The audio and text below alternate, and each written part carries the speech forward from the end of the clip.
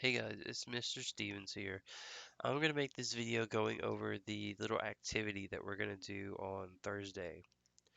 So, at the end of the presentation, there is this link to watercalculator.org. So when you click on that, it's going to take you to this website, and what you guys are going to do is click on that little button that says Find Your Footprint. And what that's going to do is it's going to take you to this little interactive thing here, and you are going to answer these prompts as they come across. So I'll do a couple of them real quick to show you guys how it works. Um, how long is the average shower in your household? So personally, 11 to 15 minutes. I take long showers. It's relaxed time when that happens. Then it'll have some that are like this. So if you get to one like this that maybe you don't know, um, do you have low flow shower heads in your home? If you don't know, there is this little paragraph, or not even a paragraph, a few sentences down here at the bottom that'll give you some information. It says, if your home was built or remodeled after 1994, you probably have low flow shower heads, which flow at about 2.5 gallons per minute compared to the standard 5 gallons per minute or more. So if your home was built or remodeled, or I guess your bathroom specifically was built or remodeled after 1994, you probably do have a low flow shower head. So you would click yes. And then it'll ask you some questions like this, or this little green bar will pop up. So, do you take baths? If so, how often? And it says right here, answer for your entire household. So, let's pretend maybe I take a couple baths per week. Um, outside of a shower, of course, every day.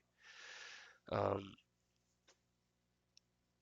so maybe not two, but I don't take 2 baths per day. That would be excessive. So you can click this other thing and it'll change it to maybe you take 2 baths per week, or maybe you take 2 baths per month, or up to 2 baths per year. That's a little excessive. So we'll leave it at 2 baths per week. And then, you just go forward and you continue answering all these little prompts, and it'll get to other sections down here. There's a section for outdoor water, and there's a section for virtual water. And at the end, there's another little section. So I want to show you guys the end. So I'll just click through some of these little tabs just to get there real quick so that we don't waste time. Um, and make sure you read these prompts and answer them appropriately. Um, if because you're going to need the information at the end, and if you just give a bunch of random answers like this, I'm going to be able to tell because your water usage will not be the accurate amount. I'm just doing this to get to the end so I can show you guys what to look for at the end results.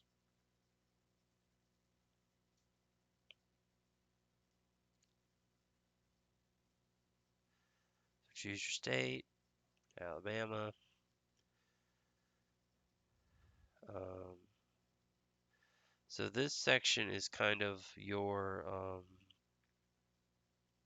this goes into like the background information of like maybe it's like how things that we do that aren't directly related to us, how much water that expends, and how much water is being used when we do these various things. You see how that shot up real quick right there? Like normally it was like down here, but once you include your diet and how, the way that we get our food, that went way up.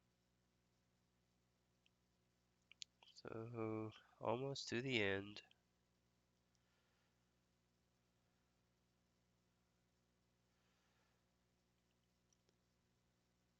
And then here at the end, it's going to ask you two little personal questions like, um, what are you most interested in? Do you want to learn how to save water? Do you want to learn how to help the environment? Do you want to learn how to save money? That could be a big one. That's real important to a lot of people. Um, so what do you most want to learn about? This is the last little question here. personally, I would want to know about my indoor water usage. That way I could, maybe cut down on, how long I take showers or how long I'm in the bath or how many loads of laundry I do each week, things like that. So at the end, you're going to get to this little bit of information here. It's going to tell you your water footprint. Your personal water usage is about 1,862 gallons per day. For your entire household, it is around 5,587 gallons per day, and the U.S. average is 1,802 gallons per day. That's on a personal usage. And once you do that, you have a little report, lab report thing to fill out over here. So it wants to know your total household's usage. So that is right here, your household usage. It wants to know your personal usage, which is right here. And then the next question is, what can you do to lower your total water usage? So when you're on this page here, you can scroll down and you can see this is a little graph breakdown of how much water you use. So for example, you can click on shopping habits and it'll take you down to the breakdown of your questions here.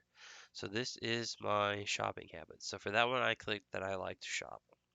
So if you go over here to the side where it says tips under the learn more column, you click on that and it'll redirect you to another page.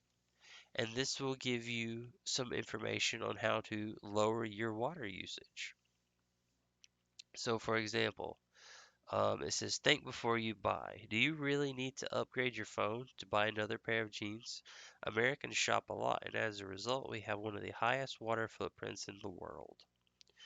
So you don't really think about it, but when you're buying a new shirt, for example, a lot of times that shirt's made out of cotton. Cotton is a plant, and you have to water cotton so that it can grow and stay healthy, so that you can eventually harvest it. And so, you don't really think about, spending water whenever you go out to buy a pair of uh, blue jeans or socks or a shirt. But we have to have water to get all those things made in the processes. So that's what our water usage here. This thing is what that is wanting. It's like, what are some of those tips that it gave you? How can you lower your water usage? And for that one, don't copy paste it. Don't just copy paste the tips because I will go back and I will check them to make sure you didn't just copy paste the tip. I want you to put it in your own words, a thing that you can do that you think that you can use to help lower your water usage. And then this final question is kind of like our big discussion slash summary question.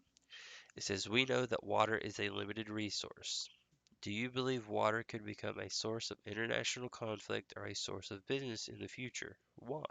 Provide at least a 3 to 5 sentence paragraph. So, an international conflict. That's like, could a scarcity of water lead to war among two different countries? Or, groups of people going, fighting each other and leading to like riots and fights and things like that over there not being enough water? Or do you think that it could potentially become like a business? Could someone start selling water to cities or businesses that maybe they found a underwater un, I'm sorry, an underground wellspring of water that was on their property. So they own that water and they've purified it and made it to where it's able to be drank by people safely. Do you think they could, that could become a source of business for people? So, 3 to 5 sentence paragraph there. Um, If you use something from like a website, as always, provide your resource. Don't plagiarize, do not copy paste. Um, so that is kind of an overview for that activity. So good luck. And like it says, please be honest when you are filling out your water usage for your footprint, so to speak. Um, and don't just click through things and do it to get done because I will be checking these. So I will see you guys tomorrow.